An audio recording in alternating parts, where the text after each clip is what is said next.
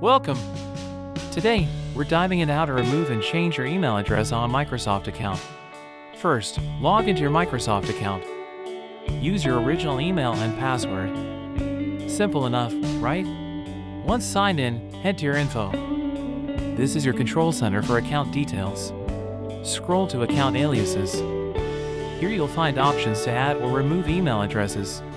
Click on Remove next to the email you wish to delete, then confirm your choice. To add a new email, select Add Email and follow the prompts. It's quick and easy. And there you have it. A few quick steps to change your Microsoft account email.